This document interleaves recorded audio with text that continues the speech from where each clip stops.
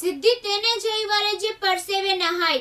આ પંક્તિઓને સુરતના હોમગાર્ડ જવાને ખરા અર્થમાં સાર્થક કરી છે. સુરતના હોમગાર્ડ એવા રમાશંકર પાલની ભારતના બોર્ડર સિક્યોરિટી ફોર્સમાં પસંદગી થઈ છે.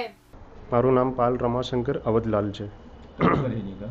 સર, હું B22 SMC આવાસ TGBની ગલીમાં રહું છું. સર, અત્યારે તમે શું કરો છો? સર, હું અત્યારે 6 મહિનાથી હોમગાર્ડમાં જોબ કરું છું. કેવું લાગે છે તમે હોમગાર્ડમાં જોબ કરતા? બહુ સારું, એ પણ બહુ સારું છે, પણ મેં આગળથી વિચાર કરીને રાખેલું કે મને પણ એક ડિફેન્સમાં જવું છે.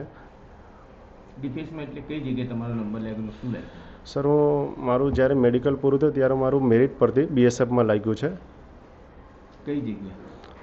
એ તો સર હવે ને તમે ક્યારે જશો ત્યાં BSFમાં ને ટ્રેનિંગ કેવી છે એની? સર, જ્યારે જોઈનિંગ લેટર આવશે તેના 1 મહિના પછી ટ્રેનિંગમાં બોલાવશે સર. જ્યારે તમને મેસેજ મળ્યો કે તમે પાસ થઈ ગયા, તમને કેવું ફીલ થયું? સર, હું પણ બહુ ખુશ થઈ ગયો. મારા ઘરવાળા પણ ખૂબ જ ખુશ છે અને મારા ફ્રેન્ડ પણ ખૂબ જ ખુશ છે કે અમારા સોસાયટીમાંથી કોઈ એક છોકરો કે જે ડિફેન્સમાં લાગ્યો છે. સર, સુરતમાંથી કેટલા મેમ્બરો હતા જે આના પરીક્ષા આપેલી અને તમે પાસ છે, તો તમને કેવું લાગે? સર, હું તો ખૂબ જ ખુશ છું. લગભગ 120 કે 125 જણ છે જે પાસ થયા છે સુરતમાંથી. સર, તમારી ફેમિલીમાં કેટલા મેમ્બરો છે? મારી ફેમિલીમાં સર 7 મેમ્બર છે. એટલે તમે મોટા કે નાના? હું સૌથી મોટો છું સર. સર, તમે સૌથી મોટા લોકો ઘરની જવાબદારી સાચવતા હોય ને તમે ઘરની જવાબદારી છોડીને ત્યાં દેશની રક્ષામાં જાઓ છો, તો કેવું લાગે છે? સર, ખૂબ જ ગર્વ ફિલિંગ થાય છે. તમે હું મેસેજ આપવા માંગો છો સુરત શહેરની જનતાને, જે યંગ જનરેશન અત્યારે જે ફાલતુ કામગીરી કરે છે એ લોકોને?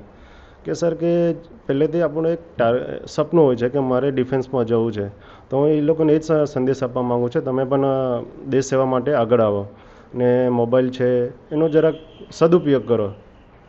સર, તમે આ વસ્તુનું શ્રેય કોને આપો છો?